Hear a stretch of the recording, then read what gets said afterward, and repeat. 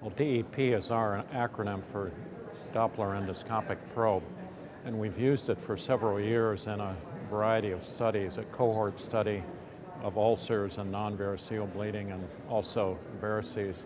And we found out that in addition to what is usually used, which is visual guidelines for risk stratification and completion of treatment, that this helped us. So, for example, if you have an ulcer with a spot, the current recommendation is not to treat that, although if you interrogate it with this probe and detect blood flow, and if you don't treat it, then a certain number of these, about 20% of them, rebleed. And there are other examples of that with varices. You can detect a different kind of flow, venous flow in varices. And based on that, if you do treatment and there's residual flow after your visually guided treatment, the results show that if you further treat, you can reduce the rebleeding rate substantially, which is the topic of this talk that we have this afternoon to the ASG plenary session. So what guided this were preliminary data that we had from our own research center. We did a cohort study which was published, and we designed a randomized trial involving two arms, one non-variceal, which is ulcers, Dieulafoy's, Mallory Weiss tears, and the other one that involved varices and lesions related to portal hypertension.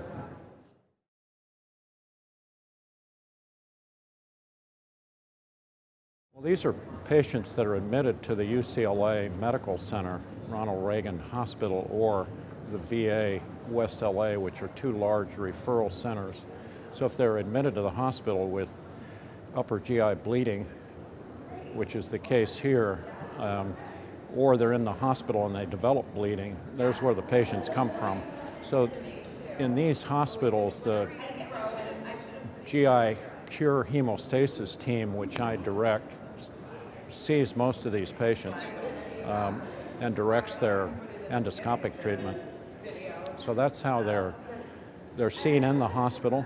They have severe bleeding, and in the case of these randomized trials, you have to speak with them about the trial and get what's called written informed consent from them, or if they're too sick, from a relative or surrogate, and that's what's done.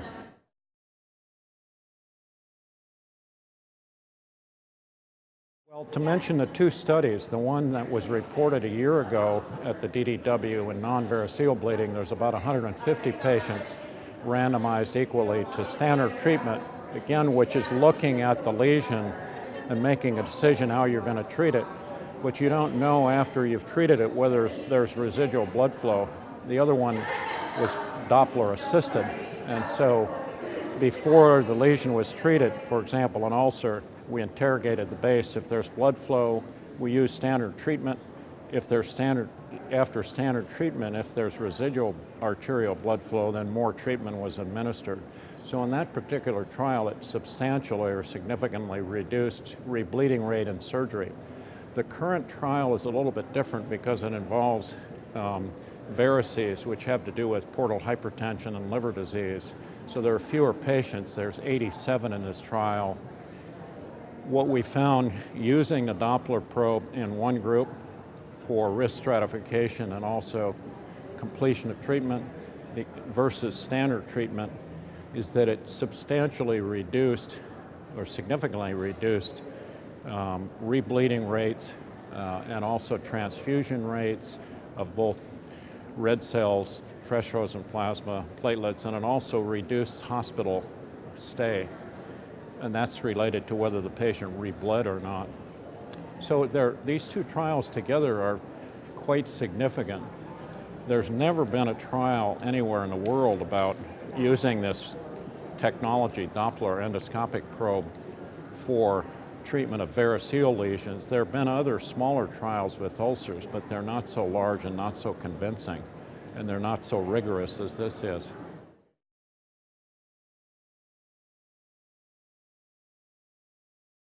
Well, this is not an invasive probe. Doppler probes are available for vascular surgery, for neurosurgery, even to look at peripheral vessels in the neck. This has been miniaturized. So what this is a probe that just touches the surface and based on surface of the lesion, like the ulcer or the varix. So it's not invasive at all. It's a catheter that goes down the suction channel of an endoscope, and it takes less than a minute to interrogate the lesion. In other words, to know whether there's blood flow or not. And then we repeat it after the treatment. So it's non-invasive, it's safe, they're disposable catheters, they're FDA approved, and you know, they work well. They give us another dimension. What for 40 years gastroenterologists have relied on is only vision. And you know, we have, some people have 6 senses, but most 5. So this adds another sense. It gives you an auditory signal of like swish, swish, swish for an artery, or a hum for venous flow. So it's another dimension of something we didn't have.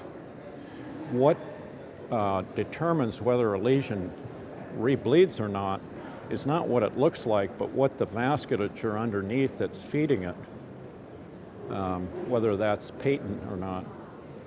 And we've known this from surgery, we've known it from radiology. We've never had the opportunity in an easy way at the bedside to do this, and it's simple to use.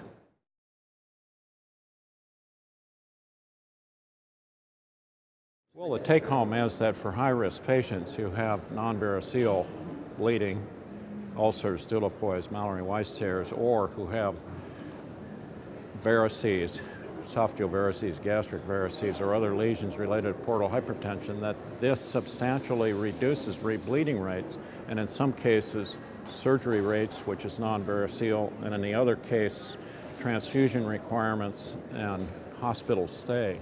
So it's a real advantage, particularly in this day and age where in the United States we're supposed to get the job done with one treatment, and anything after 30 days you're responsible for.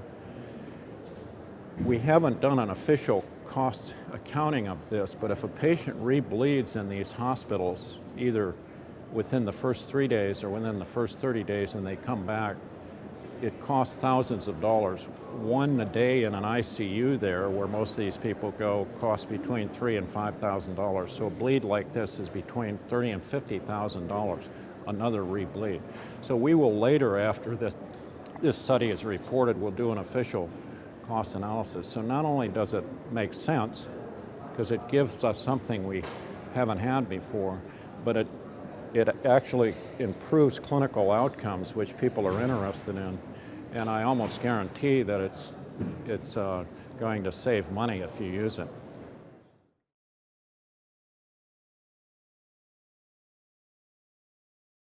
Just because of the way these reports go, and to peer-reviewed journals, we want to get the main study published before we embark on a cost-effectiveness study for various reasons.